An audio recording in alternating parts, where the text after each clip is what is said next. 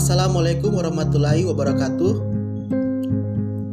Kami dari kelompok 2 dari kelas C19D akan mempresentasikan gambaran kehidupan mengenai dampak positif dan negatif setelah pandemi COVID-19 berlalu, yang beranggotakan Fernandes Charles, Husnul Hatimah, Adinda Salsabila, dan Salma Joni. Dalam video kali ini akan membahas mengenai yang pertama adalah dampak positif dan negatif pandemi COVID-19 di bidang kesehatan. Yang kedua, dampak positif dan negatif pandemi COVID-19 di bidang pendidikan. Yang ketiga, dampak positif dan negatif pandemi COVID-19 di bidang ekonomi. Dan yang terakhir adalah gambaran umum mengenai kehidupan setelah pandemi COVID-19 berlalu menurut para ahli. Untuk lebih jelasnya, marilah kita simak video ini lebih lanjut. Baik, saya Adinda Salsabila akan menjelaskan tentang dampak positif dan negatif COVID-19 di bidang kesehatan. Jadi dampak positif yang pertama yaitu masyarakat lebih peduli karena adanya kesadaran dalam diri sendiri untuk mematuhi protokol kesehatan dan masyarakat akan lebih disiplin terhadap pentingnya menjaga kebersihan serta anjuran mengikuti protokol kesehatan seperti 3M, memakai masker, mencuci tangan, dan menjaga jarak semakin meningkat. Dampak positif selanjutnya yaitu tenaga kesehatan lebih waspada. Hal ini karena timbulnya kecurigaan sesama tenaga kesehatan karena takut saling menularkan. Ini sebenarnya baik karena membuat tenaga kesehatan lebih waspada dan memproteksi dirinya sendiri.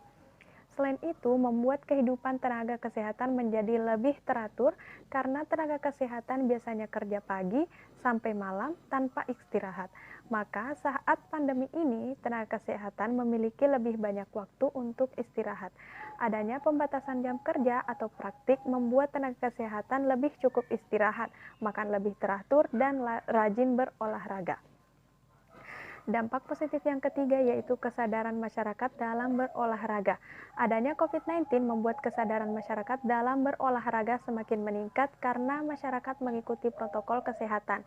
Nah, dampak positif yang keempat yaitu ilmuwan terpacu. Para peneliti dan ilmuwan terpacu menemukan vaksin yang dapat mencegah terjadinya COVID-19.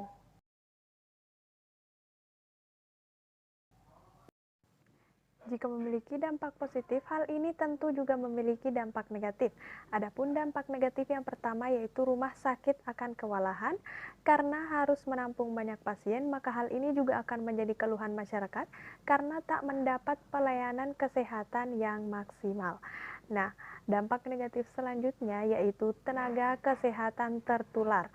Tenaga kesehatan berisiko tinggi tertular virus COVID-19 jika tidak menggunakan alat pelindung diri sesuai tingkat perlindungan penanganan pasien COVID-19.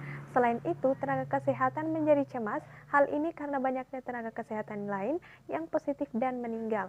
Hal ini dapat menambah tingkat kecemasan para tenaga kesehatan. Dampak negatif yang ketiga yaitu membuat pasien takut ke rumah sakit. Pasien non-COVID-19 ikut merasa cemas dan takut.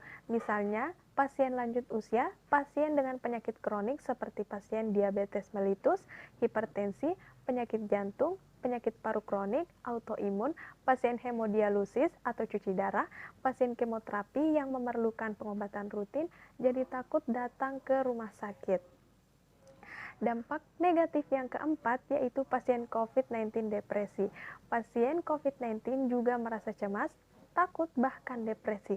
Rasa takut ini bisa karena belum jelas obatnya maupun kesepian akibat isolasi sehingga tak bisa bertemu keluarga secara langsung, menyesal karena tak mengikuti protokol kesehatan, hingga tak percaya diri akibat muncul stigma penyakit ini adalah aib.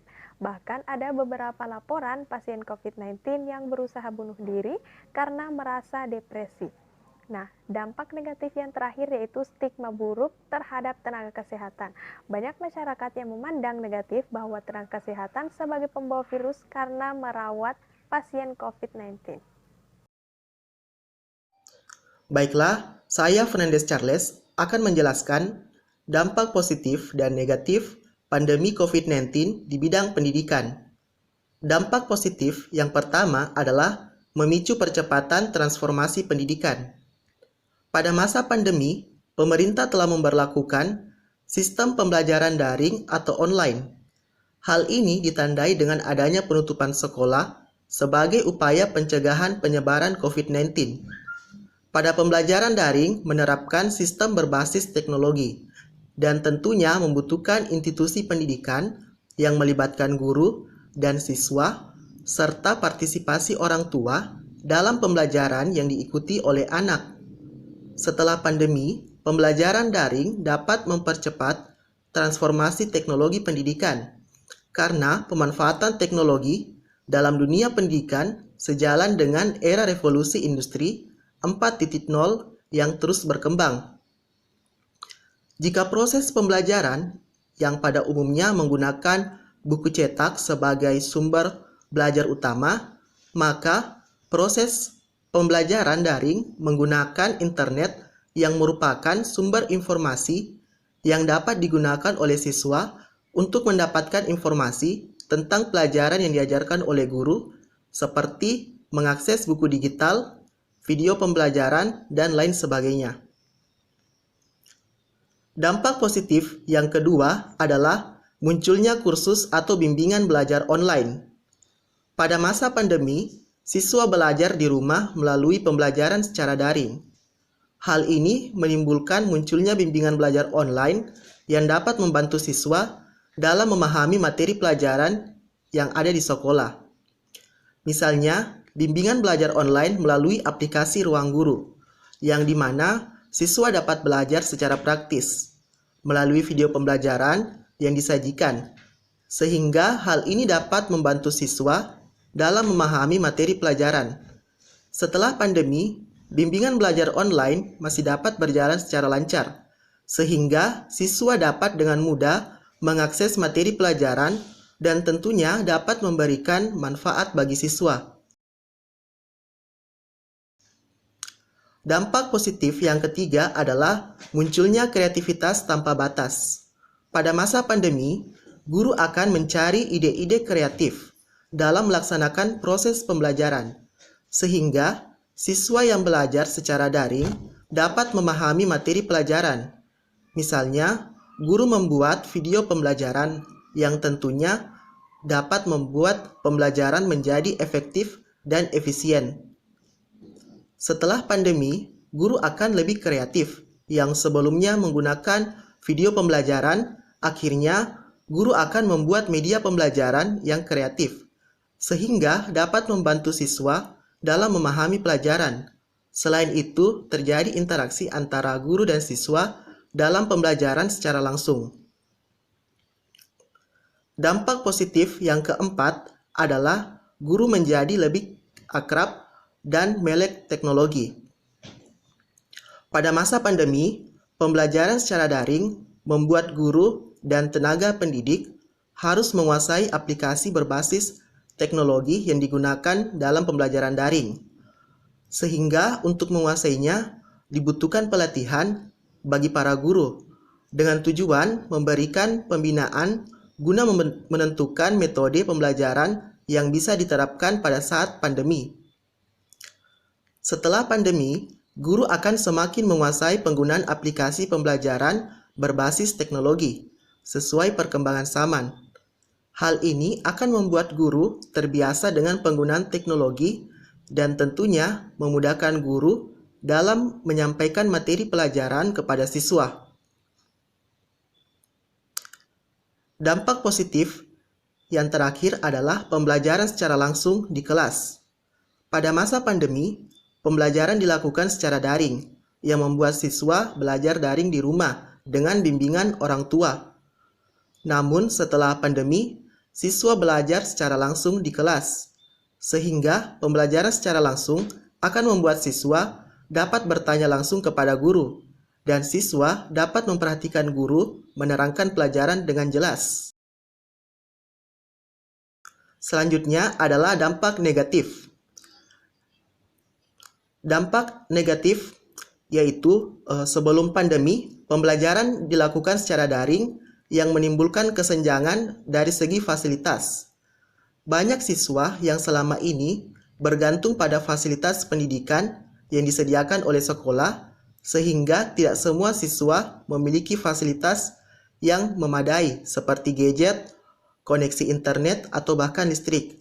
Setelah pandemi, masih ada siswa yang belum sepenuhnya menguasai teknologi, seperti yang tinggal di daerah 3T, terdepan, terpencil, terluar, sehingga siswa sulit mengikuti perkembangan teknologi saat ini. Hal ini dapat dikatakan tingkat pendidikan siswa mengenai pengasuhan teknologi belum merata di daerah terpencil. Dan hal ini juga dapat menjadi kesenjangan sumber daya, karena masih ada daerah yang belum sepenuhnya dapat memanfaatkan teknologi dalam pendidikan, terutama daerah yang masih terpencil. Selanjutnya adalah gambaran kehidupan setelah masa COVID-19 di bidang perekonomian. Setelah adanya COVID-19 dan anjuran bagi masyarakat untuk tetap di rumah saja, banyak masyarakat Indonesia lebih kreatif dalam berwirausaha.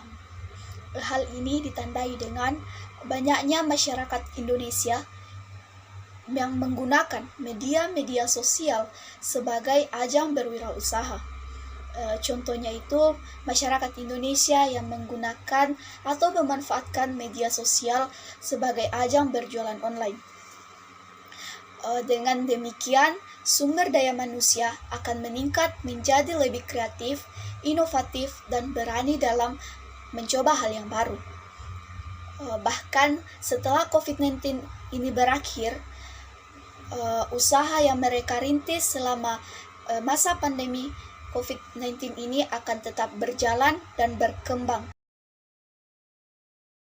Selanjutnya adalah peningkatan pendapatan ekonomi di bidang pariwisata, di mana kita ketahui bersama bahwa usaha yang dijalankan masyarakat di sektor pariwisata selama masa pandemi mengurangi jam operasionalnya, bahkan menutup usahanya sendiri, sehingga hal ini menyebabkan penurunan pendapatan, bahkan pendapatan di sektor pariwisata tidak ada.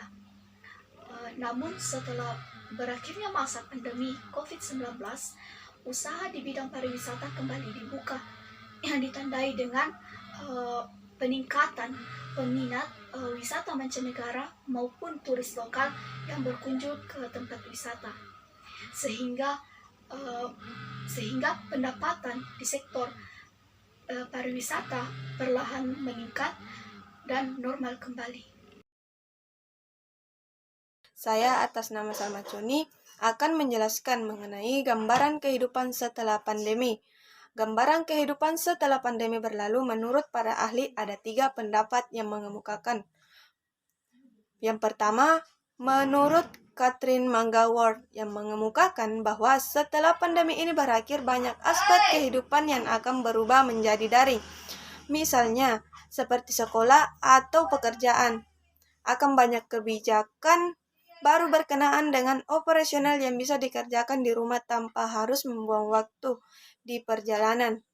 Hal ini menjadikan alokasi waktu lebih efektif dan efisien.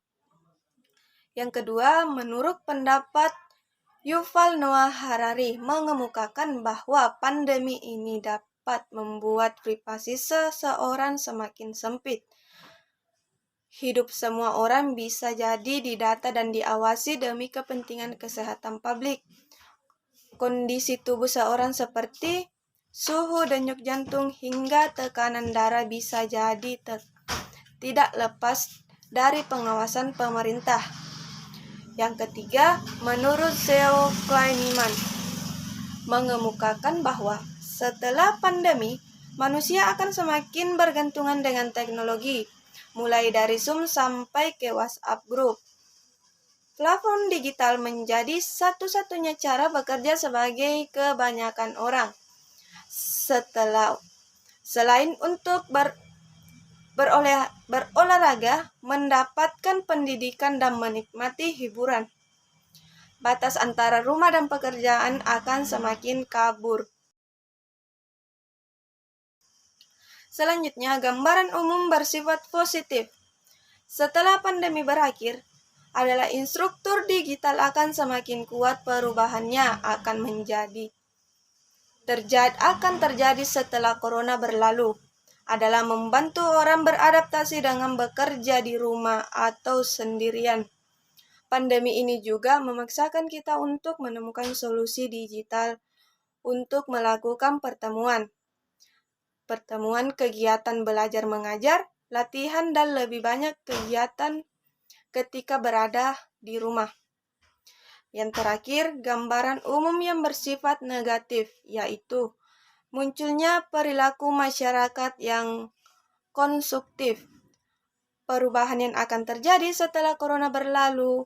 Yang berikutnya adalah semakin maraknya lalu lintas belanja online. Bisnis yang tidak memiliki opsi online akan menghadapi kehancuran finansial. Selain itu, masyarakat yang konsumtif akan membeli barang-barang yang bukan menjadi kebutuhannya.